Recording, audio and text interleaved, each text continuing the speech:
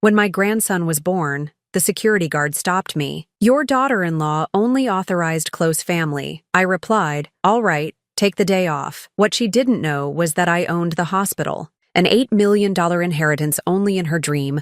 "I'm glad to have you here. Follow my story until the end and comment the city you're watching from, so I can see how far my story has reached." I stood there in the sterile hallway of Mercy General, clutching the small blue teddy bear I'd picked out weeks ago. My hands were shaking, though I told myself it was just excitement. After all, this was my first grandchild. Darren's first child. The continuation of our family line. The security guard, a young man with kind eyes, looked genuinely apologetic. "I'm sorry, ma'am. Mrs. Kaya Martinez was very specific about the visitor list. Only immediate family members are allowed in the maternity ward today." I felt something cold settle in my stomach. "I'm Leona Martinez. I'm the baby's grandmother." He checked his clipboard again, running his finger down the list. "I don't see your name here, ma'am. Would you like me to call up to the room?" "Please do that." I watched as he dialed the extension, my heart hammering against my ribs. This had to be a mistake, some clerical error. Kaya wouldn't deliberately exclude me from meeting my own grandson, would she? "Mrs. Martinez?" "Yes, there's a Leona Martinez here to see the baby." He paused, listening. "I see. Yes, ma'am. I'll let her know." When he hung up, his expression had changed. There was pity there now, mixed with discomfort. "I'm sorry, Mrs. Martinez. She said only the people on the approved list can visit today. Maybe you could try calling first next time." The words hit me like a physical blow. I stood there for a moment, absorbing what had just happened. My daughter-in-law had deliberately excluded me from meeting my grandson, not forgotten to add my name, not overlooked me in the excitement, deliberately excluded me. "I understand," I said quietly, setting the teddy bear on the reception desk. "Could you please make sure this gets to the baby? It's from his grandmother." The guard nodded, clearly uncomfortable with the whole situation. "Of course, ma'am." I turned and walked toward the elevator, my back straight despite the humiliation burning in my chest. 37 years I'd been coming to this hospital. 37 years since I'd inherited it from my late husband, Charles. I knew every hallway, every room number, every staff member by name, but today I was just another visitor being turned away. The elevator ride down felt endless. When the doors opened on the ground floor, I saw familiar faces. Dr. Peterson from cardiology nodded respectfully. "Good afternoon, Mrs. Martinez." Nurse Williams from pediatrics smiled warmly. "How are you today?" I managed polite responses, but inside I was reeling. These people knew who I was. They knew I could have that security guard replaced with a single phone call. They knew I could have walked into any room in this hospital without question. But Kaya didn't know. And more importantly, neither did my son. I made it to my car before the tears came. Sitting in the parking lot of my own hospital, I cried like I hadn't cried in years.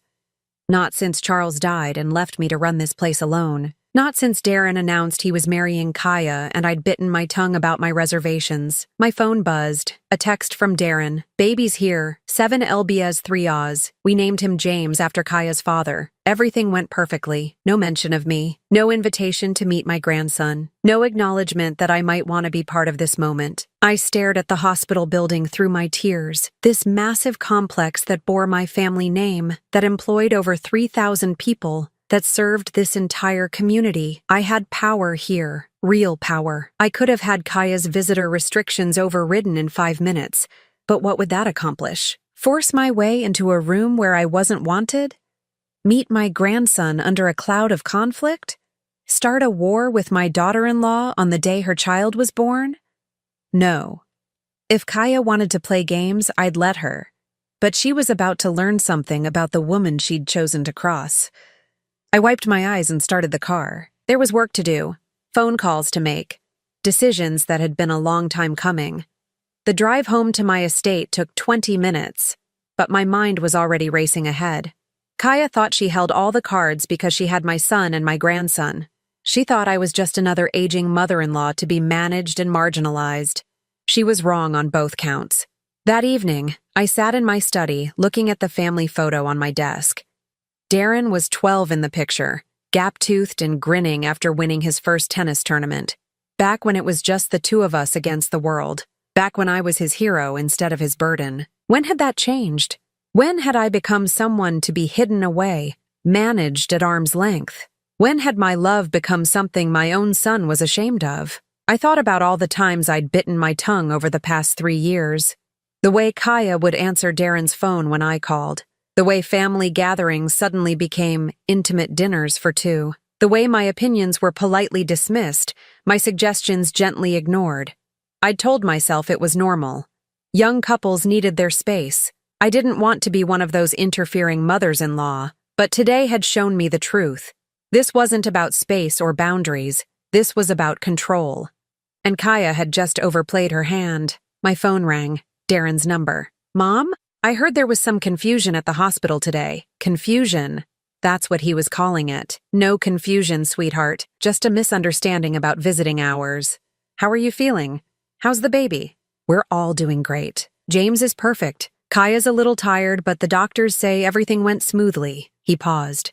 Listen, maybe we could arrange a visit next week. Once we're settled at home, next week, after every other person on Kaya's approved list had already met my grandson, after the first photos were taken, the first stories told, the first moments shared. Of course, I said. Whatever works best for your family. Thanks for understanding, Mom. You know how it is with new babies. Kaya's just being extra careful about germs and stress and all that. Germs and stress, as if I were some sort of contamination risk. I understand completely, I said. And I did. Better than he knew. After I hung up, I poured myself a glass of wine and sat back in my chair. Tomorrow, I would begin making some changes. Subtle ones at first. The kind that wouldn't be noticed until it was too late to stop them. Kaya thought she'd won today. She'd successfully kept the troublesome mother-in-law away from her perfect moment. She'd established who was really in control of this family. But she'd made one crucial mistake. She'd underestimated her opponent. And now the real game was about to begin. The next morning, I woke up with a clarity I hadn't felt in months. The humiliation at the hospital had stripped away the last of my denial. I could no longer pretend that Kaya's behavior toward me was just normal daughter-in-law boundary setting. I made my coffee and sat down at my kitchen table, forcing myself to really examine the past 3 years. To stop making excuses and see the pattern for what it was. It had started small, so small I'd dismissed it as wedding stress. Leona, don't you think the guest list is getting a bit long? Kaya had said during one of our planning meetings. Maybe we should keep it to people who are really close to Darren and me. I'd watched as she systematically eliminated my friends from the list. People who'd known Darren since he was born. People who'd supported our family through Charles's illness and death. One by one, they were deemed not essential. When I'd gently pushed back, suggesting we keep my oldest friend Margaret on the list, Kaya had sighed dramatically. Of course, if having your friends there is more important to you than keeping our wedding intimate and meaningful, the guilt trip was expertly delivered. I'd backed down immediately, not wanting to be the difficult mother-in-law, not wanting to start my relationship with my son's wife on the wrong foot. Then came the honeymoon. They'd planned 2 weeks in Europe, a trip I'd offered to help pay for as a wedding gift. But somehow, the 2 weeks had stretched to 3, then 4. Important business meetings I'd hoped Darren would attend were missed. Family dinners were canceled. We're having such an amazing time, Mom, he'd said during one of our brief phone calls. Kaya says this might be our only chance to really travel before we start thinking about kids. When they finally returned, something had changed. Darren was different, more distant, more likely to deflect when I asked about his plans or his feelings, more likely to say, I'll have to check with Kaya before committing to anything. I'd told myself it was natural. He was married now. His wife came first. That's how it should be. But then came the family traditions that suddenly needed updating. Christmas morning had always been sacred in our family. Darren and I would open presents together, make Charles's famous cinnamon rolls, and then spend the day cooking an elaborate dinner. It was our time. Just the two of us, carrying on the traditions his father had loved. Actually, Mom, Darren had said that first Christmas as a married couple, Kaya and I were thinking we'd like to start our own traditions. Maybe we could do Christmas Eve with you instead. Christmas Eve, the night before the real celebration, the consolation prize. I'd agreed, of course, but Christmas Eve dinner felt hollow. Kaya spent most of it on her phone, posting carefully curated photos of their perfect holiday. When I'd suggested we take a family photo together, she'd declined. "I'm not really photogenic right now," she'd said, though she looked stunning as always. Maybe next time. There was never a next time. Somehow, there was always a reason why family photos weren't convenient, why traditions needed to be modified, why plans had to change. The phone calls became less frequent. Darren used to call me every Sunday, just to check in and chat about his week. But after the marriage, those calls dwindled. When I'd mention missing our conversations, he'd say, "I've been busy, Mom. You understand." When I'd try calling him directly, Kaya would often answer, "Oh, hi Leona, Darren's in the shower. Can I take a message? He's at the gym. I'll tell him you called. He's having a guys' night. Maybe try tomorrow?" The messages rarely seemed to reach him, or if they did, the return calls came days later, hurried and distracted. I started keeping track without realizing it. 3 weeks between calls, a month, 6 weeks. Each time I reached out, I was made to feel like I was being demanding, clingy, unable to respect their space as a couple. The final straw should have been Thanksgiving. Our family. Thanksgiving had always been a big affair. I'd invite colleagues from the hospital, neighbors, anyone who might not have family nearby. Charles had loved playing host, and after he died, it became my way of honoring his memory. "Actually, Mom," Darren had said, "Kaya's been feeling overwhelmed lately. The doctor says she needs to avoid stress. Maybe we could just do something small this year? Just the 3 of us?" I'd agreed immediately, concerned about Kaya's health. But when Thanksgiving came, they canceled at the last minute. "Kaya's not feeling up to it," Darren had explained. Rain check? I'd spent Thanksgiving alone for the first time in 30 years.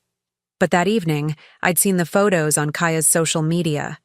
She looked radiant, laughing at a beautifully set table surrounded by her family.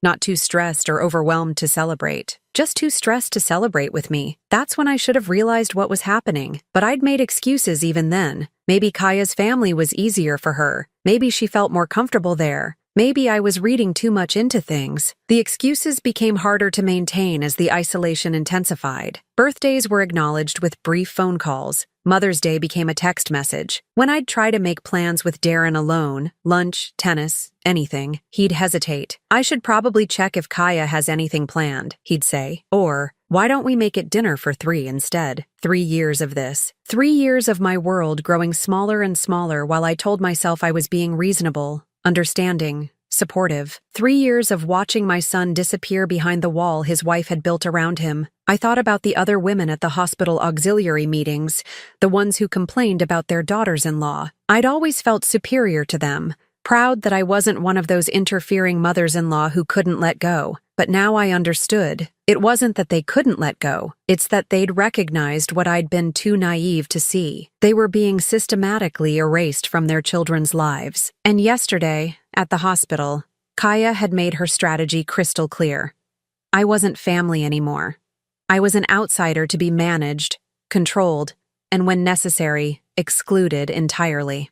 I finished my coffee and walked to my study. On my desk was a photo from Darren's college graduation. The 3 of us, me, Charles, and Darren, beaming with pride. Charles had died just 2 months later, and for a while, it had drawn Darren and me closer together. We'd leaned on each other through the grief. But now, looking at that photo, I realized something else. Charles would never have tolerated what I'd been accepting. He would have seen through Kaya's manipulation from day one. He would have protected our family, our relationship with our son. I'd failed in that duty. I'd been so afraid of being labeled a difficult mother-in-law that I'd allowed my son to be stolen from me piece by piece, but I was still here. Still his mother. Still the woman who'd built an empire in this town and raised a good man, despite losing her husband too young. Kaya thought she'd won. She thought she'd successfully isolated Darren from his mother's influence. She thought she was in control now. She was about to learn how wrong she was. I opened my laptop and began making a list. Phone numbers I hadn't called in months. People I needed to reconnect with. Strategies that would require patience but deliver results. The war for my son's heart was far from over. It was just beginning. The first call I made was to Margaret Thornton, my oldest friend and the former head of human resources at the hospital. Margaret had retired 5 years ago, but she still knew everyone worth knowing in this town. "Leona, darling," she said, her voice warming immediately. "I was just thinking about you. How are you holding up? I heard about the baby." "That's actually why I'm calling, Margaret. I need a favor." "Anything. You know that." I chose my words carefully. "I need to know more about Kaya's background, her family, her education, her work history, discreetly." There was a pause. Margaret had worked in HR long enough to read between the lines. "What kind of concerns are we talking about?" "The kind that might affect my grandson's future," I said quietly. "I'll make some calls," Margaret said without hesitation. "Give me 48 hours. The next call was to Dr. Patricia Reeves, my personal physician, and someone I'd known since medical school. Patricia had always been direct with me, sometimes brutally so. "Patricia, I need to ask you something confidential. What do you know about Kaya Martinez, your daughter-in-law? Not much professionally. She's not my patient. Why? She's been claiming health issues that require her to avoid stress, avoid family gatherings. Yesterday she used her health as a reason to bar me from meeting my grandson." Patricia was quiet for a moment. "Leona, you know I can't discuss specific medical information even if I had it.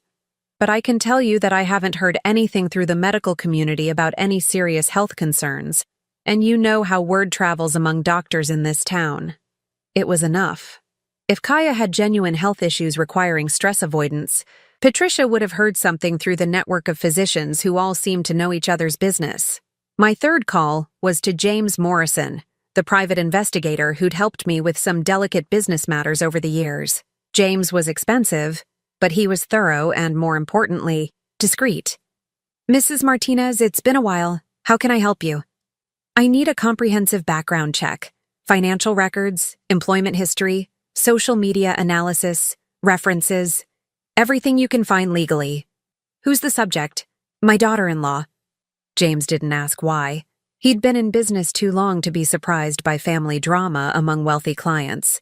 "I'll need her full name, date of birth, and any other identifying information you have." I gave him everything I knew, which wasn't much. Kaya had always been vague about her past, and I'd been too polite to pry. Another mistake I was beginning to regret. "How deep do you want me to go?" James asked. "As deep as necessary. I want to know who she really is." While I waited for results, I decided to do some investigating of my own.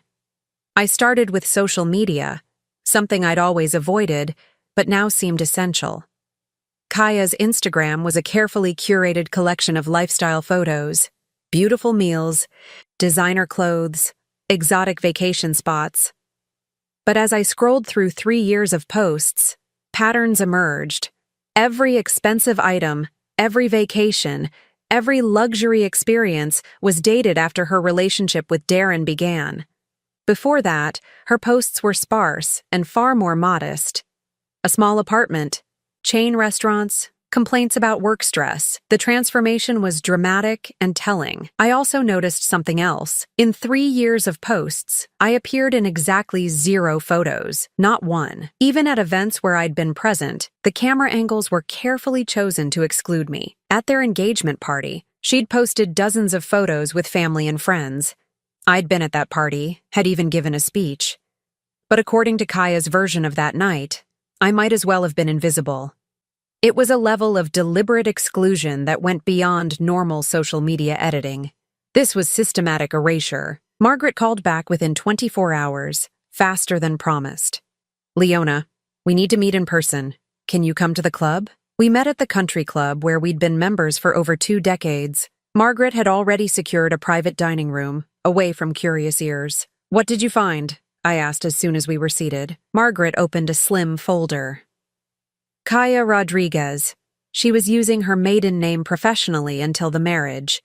She worked as a sales associate at Nordstrom for 2 years before meeting Darren. Before that, she was at Macy's for 8 months. Before that, a series of short-term retail jobs. What about her education? This is where it gets interesting. She claims on her social media to have a degree in marketing from State University. I had a friend in their alumni office do some checking. No record of a Kaya Rodriguez graduating in marketing, or any other field. I felt my stomach tighten. What about family? Her parents live in a modest apartment across town. Her father works construction when he can find it. Her mother cleans houses. Nice people from what I hear, but definitely not the affluent background she's implied to your son. Margaret pulled out another sheet. Here's the concerning part. I spoke to 3 of her former employers. All of them mentioned the same thing. She had a pattern of forming relationships with wealthy, older customers. At Nordstrom, there was an incident with a customer who complained that Kaya had somehow gotten access to her personal information and was using it to build a friendship.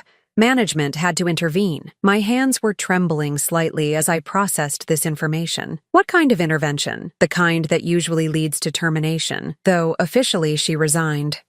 The manager I spoke to was careful about what she said, but reading between the lines, Kaya was targeting wealthy women for what appeared to be financial gain. I thought about all the times Kaya had complimented my jewelry, my clothes, my home, how she'd asked detailed questions about the hospital, about our family's financial history, how she'd steered conversations toward topics like inheritance and estate planning. I'd thought she was just trying to get to know me better. Now I wondered if she'd been conducting reconnaissance. There's more, Margaret continued. I also reached out to some people in the social services community. Kaya's name came up in connection with an elderly woman named Mrs. Chen, who died about 6 months before Kaya met Darren. What kind of connection? Mrs. Chen had no family, and in her final months, she became very close to a young woman who helped her with shopping and errands. That woman convinced Mrs. Chen to change her will, leaving everything to her instead of the charity Mrs. Chen had originally planned to benefit. I felt cold. Was that woman Kaya? The name was different, but the description matches, and the timing is right. This all happened just before Kaya started working at Nordstrom, where she met the customer who complained about her. How much money are we talking about? Margaret consulted her notes. Mrs. Chen's estate was worth about $40,000. Not a fortune, but enough to support someone for a while if they were careful. $40,000. Enough to fund a new wardrobe, a better apartment, the kind of lifestyle changes that would make someone more attractive to wealthy men like my son. Margaret, I need you to keep this information confidential for now. Of course, but Leona, you need to be careful. If what I suspect is true, Kaya isn't just a gold digger. She's a professional. I drove home with my mind racing. Everything was falling into place, and the picture wasn't pretty. Kaya hadn't fallen in love with my son. She'd selected him. She'd researched our family, understood our wealth, and positioned herself perfectly to capture his heart, and eventually, his inheritance. The isolation campaign against me wasn't personal. It was strategic. I was the obstacle between her and complete control over Darren's life and finances. That evening, James Morrison called with his preliminary report. Mrs. Martinez, I've got some interesting findings. Your daughter-in-law has been busy since the wedding. What kind of busy? She's been meeting regularly with estate planning attorneys, different firms, asking questions about spousal inheritance rights, challenging wills, what constitutes elder abuse in inheritance disputes. My blood ran cold. Elder abuse? She's been asking specifically about situations where elderly parents might be deemed incompetent to make financial decisions, what it takes to get power of attorney, how to challenge existing wills. The pieces were falling into place with terrifying clarity. Kaya wasn't just planning to inherit Darren's share of my estate when I died. She was exploring ways to take control while I was still alive. James, I need you to document everything. Every meeting, every consultation, every question she's asked. I may need this information later. Already on it. Mrs. Martinez, I have to ask. Are you in any physical danger? I thought about that question seriously. I don't think so, but I think my autonomy might be. I'll keep digging. And Mrs. Martinez, Be very careful who you trust with this information. If she's as calculating as she appears, she won't react well to being exposed. After I hung up, I sat in my study staring at the family photos that lined the walls. Pictures of 3 generations of Martinezes built around love, trust, and genuine care for each other. Kaya had infiltrated that legacy with surgical precision. She'd studied us, understood our weaknesses, and exploited them perfectly. My desire to be a supportive mother-in-law, Darren's need to please his wife, our family's tendency to avoid conflict. But she'd made one crucial miscalculation. She'd assumed I was just another elderly mark to be manipulated and controlled. She was about to learn the difference between being old and being weak. And in this family, that was a lesson that could cost everything. Armed with the truth about Kaya, I knew I had to be strategic. Direct confrontation would only push Darren further away and give her ammunition to paint me as the unstable mother-in-law she'd been setting me up to be. Instead, I needed to let her own actions expose her true nature. My first move was quiet, but significant. I called my attorney, Robert Chambers, and scheduled a meeting. "Robert, I need to make some changes to my estate planning. Immediately." Robert had been handling my legal affairs for 15 years. He knew better than to ask unnecessary questions when I used that tone. "What kind of changes, Leona?" "I want to establish a trust for my grandson with very specific conditions, and I want to revise the inheritance structure for Darren." We spent 3 hours going through the details. The new trust would provide for James's education and health care, but it would be managed by an independent trustee until he turned 30. More importantly, neither Darren nor Kaya would have access to the principal. For Darren's inheritance, I created a similar structure. He would receive income from the trust, but the assets themselves would be protected from any potential claims by spouses or creditors. "This is quite a departure from your previous will," Robert observed carefully. "Yes, it is. I've become aware of some concerns about potential undue influence. I want to protect my family's assets for future generations." Robert nodded. He'd seen enough wealthy families torn apart by manipulation to understand without needing details. My second move was to begin rebuilding my relationship with Darren, but without triggering Kaya's defensive systems. I needed to be patient, subtle, and seemingly unthreatening. I started by sending gifts for the baby, not expensive items that might seem like I was trying to buy my way back in, but thoughtful, personal things. A hand-knitted blanket from the woman who'd made Darren's baby clothes, a silver rattle that had belonged to my grandfather, items with family history that couldn't be easily dismissed or returned. Each gift came with a brief note expressing love for James and pride in Darren's new role as a father. No guilt trips, no demands for visits, no mention of being excluded from the hospital. The strategy worked. After a week of these gentle overtures, Darren called. "Mom, thanks for all the baby gifts. They're really thoughtful. I'm just happy to be able to contribute something to his life," I said carefully. "How are you adjusting to fatherhood?" "It's incredible. Exhausting, but incredible. He's got these tiny hands, and when he grips your finger," Darren's voice was full of wonder. "For a moment, he sounded like my son again instead of Kaya's husband." "I remember that feeling when you were born," I said softly. "The way everything else just stops mattering when you're holding your baby." "Yeah, exactly. I never understood what people meant when they said having kids changes everything, but now I get it." We talked for 20 minutes about sleepless nights, diaper changes, and the way babies seem to grow overnight. It was the longest conversation we'd had in months, and notably, Kaya's name never came up. When he finally mentioned her, it was with a tone I hadn't heard before. "Kaya's having a harder time adjusting.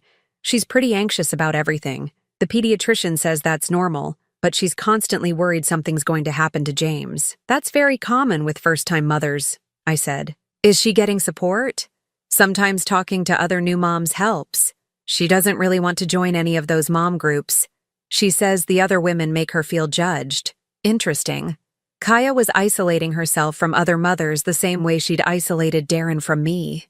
It was becoming a pattern. "Well, if she ever wants to talk to someone who's been through it, I'm here," I offered.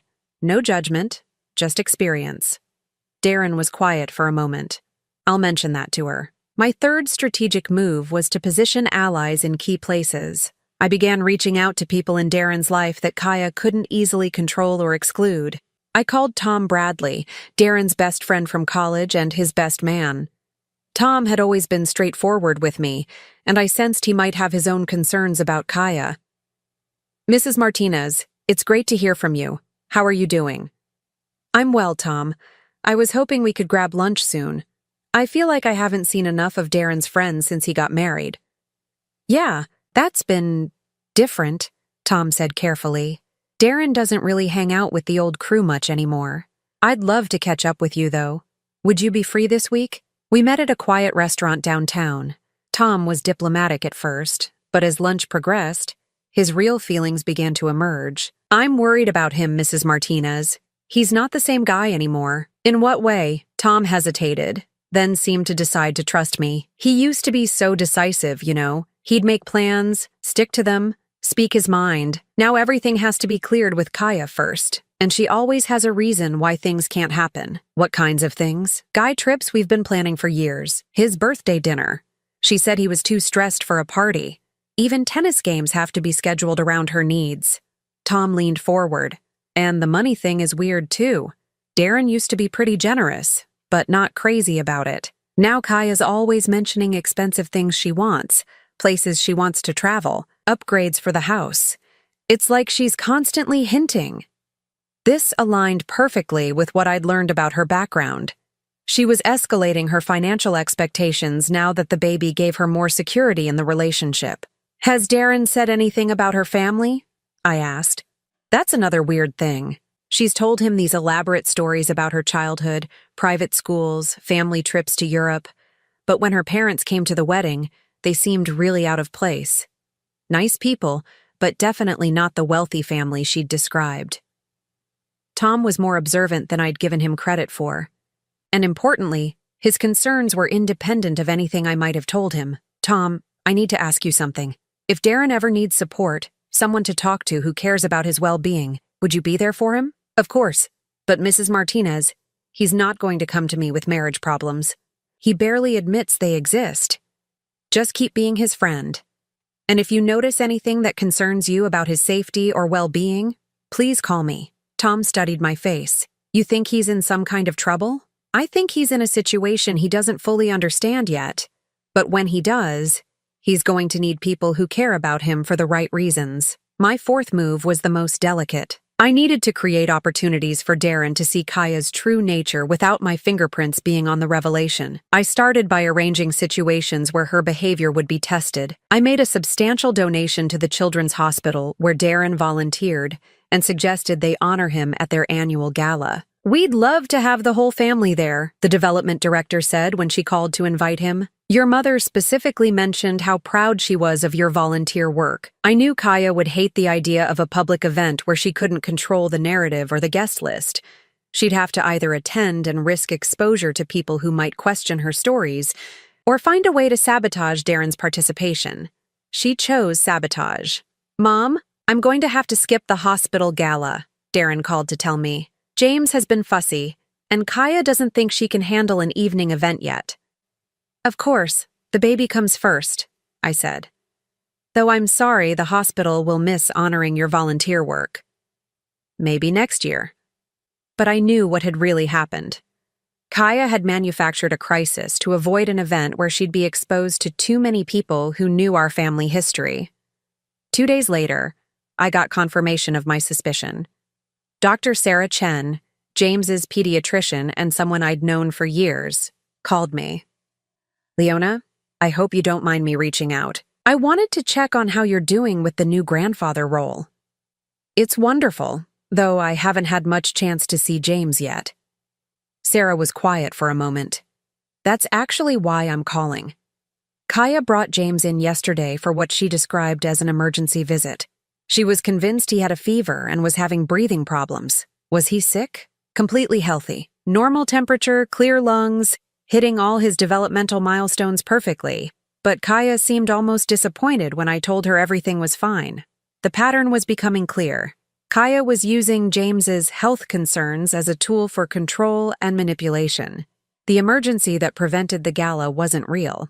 It was manufactured. "Sarah, can I ask you to keep me informed if there are any genuine health concerns with James? As his grandmother, I'd want to know. Of course. And Leona, trust your instincts about this situation. I've seen enough new parents to know the difference between normal anxiety and something else. That night, I sat in my study updating my notes on Kaya's behavior patterns.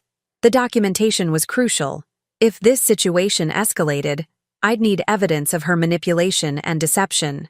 But more importantly, I was beginning to see the cracks in her facade. She was making mistakes, overplaying her hand.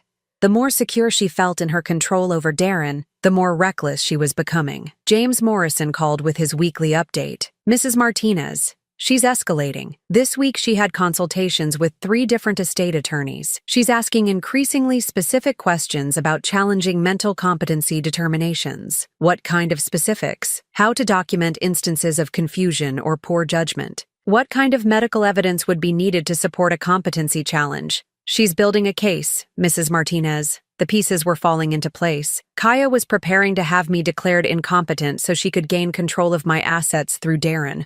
It was an elaborate long-term strategy, and if I hadn't started investigating, it might have worked. But knowledge was power, and now I had plenty of both. It was time to move from defense to offense. The war for my family was about to enter its next phase. The breakthrough came from an unexpected source. 3 weeks after the hospital incident, Darren called me on a Tuesday afternoon, his voice strained in a way I hadn't heard since his teenage years. "Mom, can I ask you something? It's about Dad's medical records." My heart stopped for a moment. Charles had died of complications from diabetes, but his medical history was something Darren rarely discussed. "Of course, sweetheart. What do you need to know?" "Kaya's been asking a lot of questions about Dad's illness. She wants to know if it was genetic, if there were any signs of mental decline before he died, if he had any periods where his judgment might have been compromised." I felt ice forming in my veins. This was exactly what James Morrison had warned me about. Kaya was building a narrative about family history of mental incompetence. Why is she asking about this now? Darren was quiet for a long moment. "She says she's worried about James's genetic history. She wants to know what health issues might run in our family." It was a plausible cover story, but the timing was too convenient. Kaya was laying groundwork for future claims about my mental stability. "Darren, your father's mind was sharp until the day he died. His doctors can confirm that. The diabetes affected his physical health, not his cognitive abilities." That's what I thought, but Kaya seemed to think there might have been some confusion toward the end. There wasn't. Who gave her that impression? She said she'd heard it from someone, but she couldn't remember who.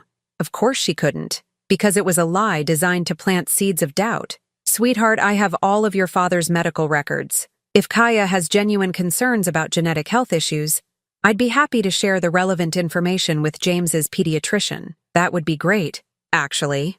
Dr. Chen mentioned she'd like to have a complete family medical history. This gave me an opportunity I hadn't expected. Why don't I call Dr. Chen directly? I can provide her with everything she needs for James's records." "Would you?" "That would take a lot of pressure off Kaya. She's been really anxious about making sure we have all the right medical information." When I called Dr.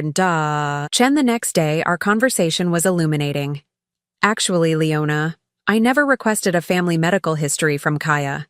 She volunteered to compile one. But when I told her the basic information she'd already provided was sufficient, she seemed disappointed." Another lie exposed.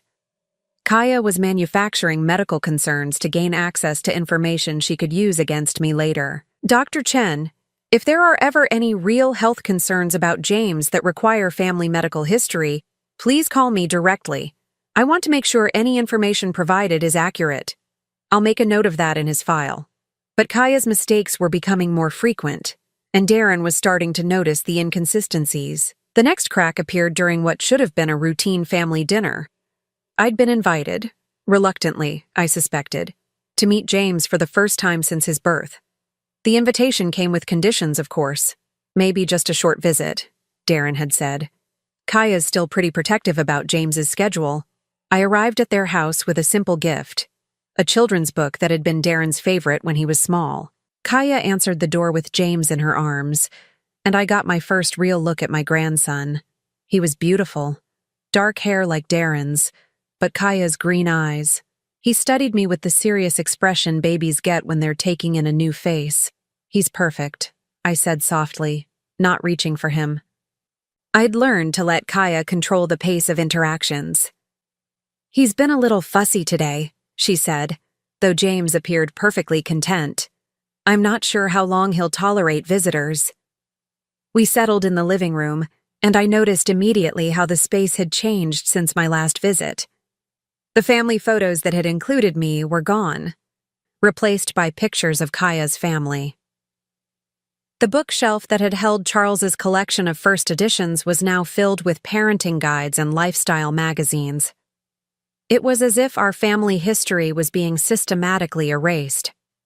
"The house looks different," I commented carefully. "We're trying to make it more baby-friendly," Kaya said. Some of the older things were just collecting dust. Older things, like the antique clock Charles had inherited from his grandfather, like the paintings that had been wedding gifts from my parents, things with history and meaning, reduced to dust collectors. Darren emerged from the kitchen with coffee, and I could see the exhaustion in his face. New parent tiredness, but something more. "How are you sleeping?" I asked him. "Not much," he admitted. "James is a good baby, but Kaya's been worried about SIDS, so she checks on him every hour during the night." "Every hour?" That seemed excessive, even for a nervous new mother. "The books say you can't be too careful," Kaya said defensively. "Some babies just need more monitoring." I looked at James, who was sleeping peacefully in his carrier.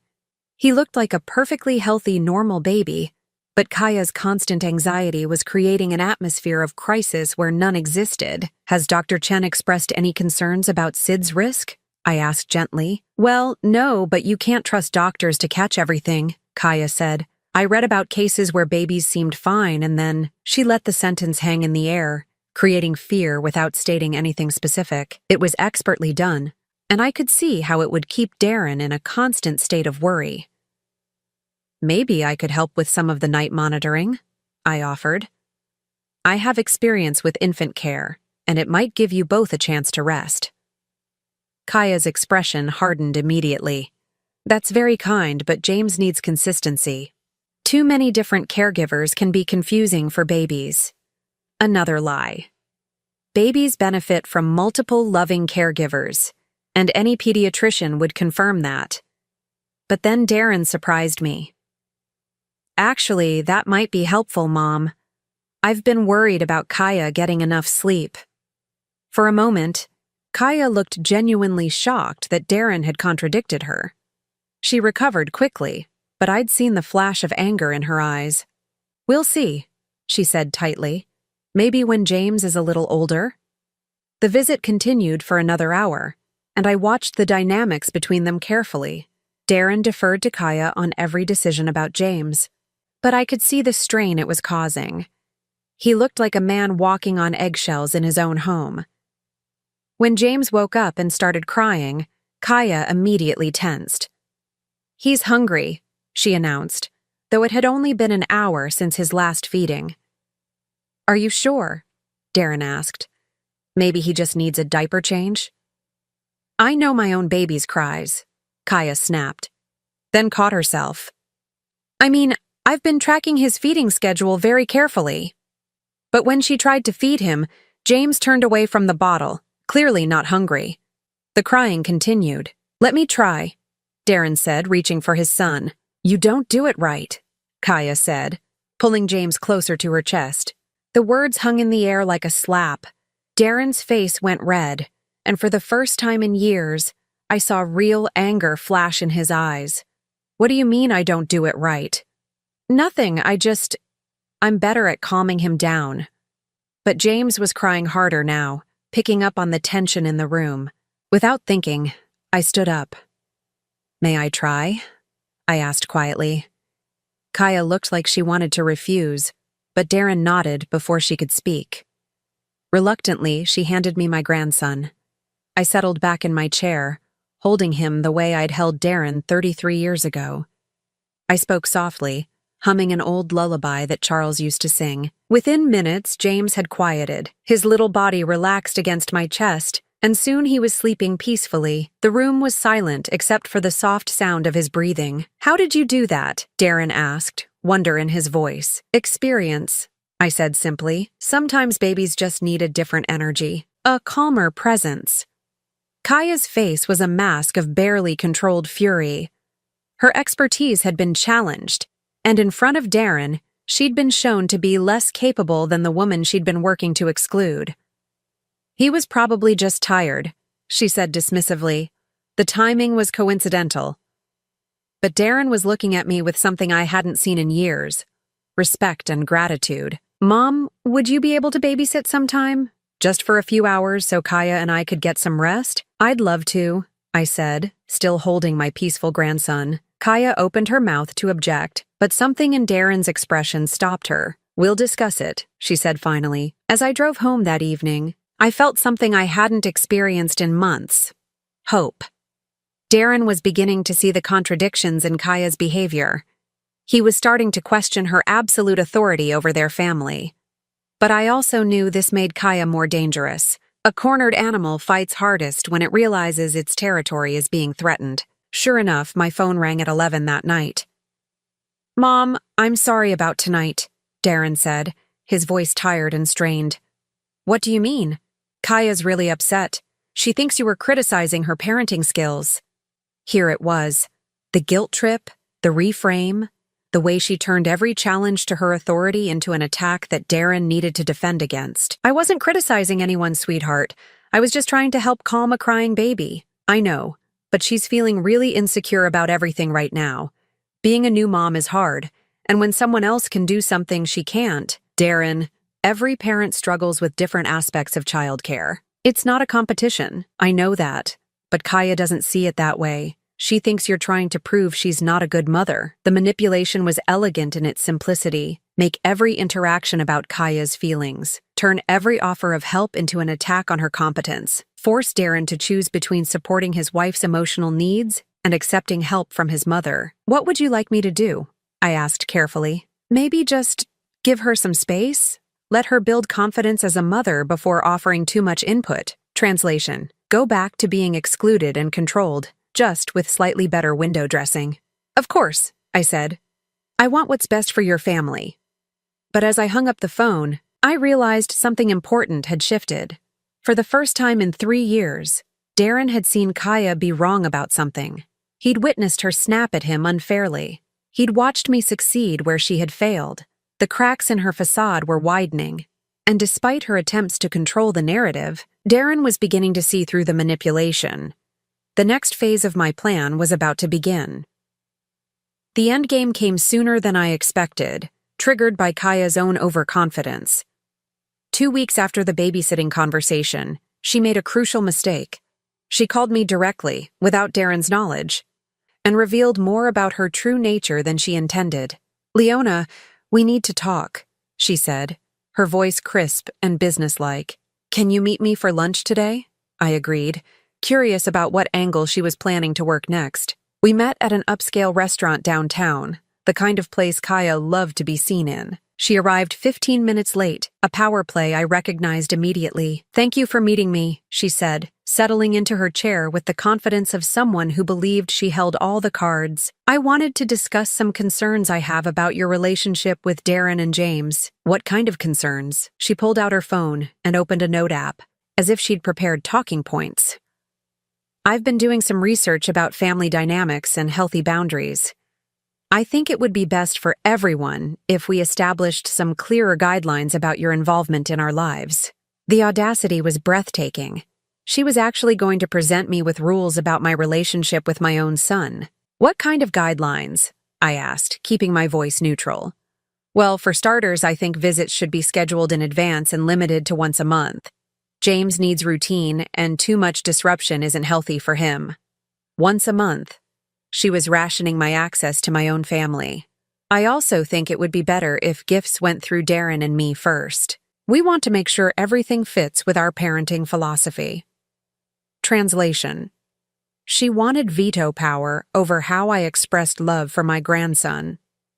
And I've been concerned about some of the stories you've been telling Darren about his father. I think it might be healthier if we focused on the present instead of dwelling on the past.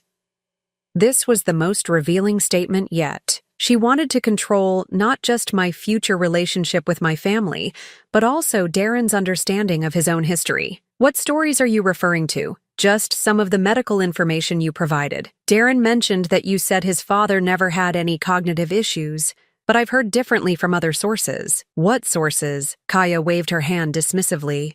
People talk, you know. Small town. I just think it's important that we have accurate information, especially when it comes to genetic health risks for James. She was doubling down on the lie about Charles's mental state, even when confronted directly. But more importantly, she was revealing her strategy. Rewrite family history to support whatever narrative served her purposes. Kaya, I think there's been some misunderstanding.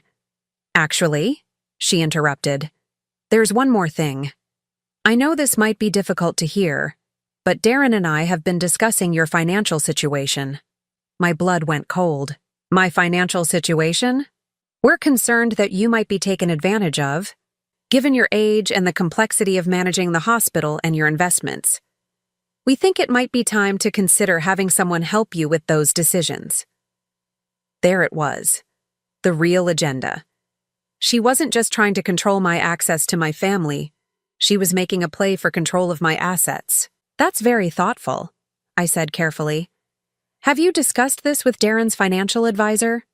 Well, no, but we think it might be better to work with someone who understands the family dynamics better. Someone who could coordinate between your needs and ours. Someone she could control. Someone who would make decisions that benefited her rather than me. I'd heard enough. It was time to end this charade. Kaya, I appreciate your concern, but I think there are some things you should know before we continue this conversation. I reached into my purse and pulled out a folder I'd prepared for this moment. First, regarding Charles's medical history. These are his complete medical records from the last 5 years of his life. You'll notice there's no documentation of any cognitive decline or mental incompetence. His doctor's notes consistently describe him as alert, oriented, and fully capable of making complex decisions right up until his death. Kaya's confident expression faltered slightly, but she recovered quickly. Second, regarding my financial situation, I think you might be operating under some misconceptions about my capabilities. I pulled out the next set of documents. These are the quarterly reports from the hospital's board of directors. As you can see, under my leadership, we've expanded to 3 new facilities, increased our endowment by 40%, and maintained the highest patient satisfaction ratings in the state. I also sit on the boards of 2 other medical systems and chair the Regional Healthcare Planning Committee. The color was draining from Kaya's face, but I wasn't finished. Third, regarding your background research on family dynamics, I've done some research of my own. I placed a photograph on the table. It showed Kaya leaving the office of an estate planning attorney I knew specialized in elder law disputes. This was taken last Tuesday. According to my sources, you spent 2 hours discussing strategies for challenging mental competency determinations and gaining financial power of attorney for elderly family members. Kaya stared at the photo, her mouth opening and closing without sound. I also have documentation of your meetings with 3 other attorneys, your research into my financial assets, and your attempts to gather medical information that could be used to support a competency challenge. I leaned forward, my voice deadly quiet. Did you really think I wouldn't notice? Did you think I was too old or too trusting to see what you were doing? Kaya found her voice, but it was shaky now. I don't know what you think you've discovered, but I know about Mrs. Chen, I said simply. The effect was immediate. Kaya went completely pale, her hands trembling as she reached for her water glass. I know about the will change, the $40,000, and the pattern of targeting elderly people for financial gain. I know about your real employment history, your fabricated education, and your family's actual financial situation. Kaya was silent, staring at the table. I also know about your visits to James's pediatrician under false pretenses, your lies about family medical history, and your attempts to manufacture health crises to control Darren's behavior. I gathered the documents and put them back in my folder. So here's what's going to happen. You're going to stop lying about my family's medical history. You're going to stop trying to limit my access to my son and grandson. And you're going to abandon whatever scheme you had planned regarding my financial affairs. Kaya finally looked up, and I saw something I'd never seen in her eyes before. Fear. And if I don't? Then I share this information with Darren. All of it, including the real reason you've been trying to isolate him from me. We sat in silence for a long moment. Then Kaya's phone buzzed with a text. She glanced at it, and her face went white. "What's wrong?" I asked. It's Darren. He wants me to come home immediately. He says we need to talk." I felt a cold satisfaction. "You should probably go then." As she gathered her things with shaking hands, I added one final thought. "Kaya, you made one crucial miscalculation in all of this. You assumed that because I loved my son, I would be weak. You confused kindness with vulnerability. That was your mistake." She left without another word. I sat in the restaurant for another hour, sipping my coffee and watching the city move past the windows. My phone rang twice, Kaya's number, but I didn't answer. Whatever was happening at their house, she would have to handle it without my help. Finally, Darren called. "Mom, can you come over? We need to talk. All of us." "Are you sure that's what you want?" "I'm sure. There are some things I need to understand." When I arrived at their house, I found Darren in the living room holding James, while Kaya sat on the opposite side of the room, her eyes red from crying. "Mom, sit down," Darren said quietly. "I've been asking Kaya some questions about things that haven't been making sense to me." I took a seat, saying nothing. "She told me about your lunch conversation today, about the research you've done. She also admitted to some things she's been hiding from me." Kaya spoke for the first time, her voice barely above a whisper. "I never meant for it to go this far." "What exactly has gone too far?" Darren asked, his voice hard in a way I'd never heard before. "The attorneys, the research into your mother's finances. I thought if we could just get some control over the family money, we could make sure James had the best opportunities. By lying about my father's medical condition? By trying to have my mother declared incompetent?" Kaya flinched. "It wasn't supposed to be like that. I just wanted security for our family." "Our family includes my mother," Darren said firmly.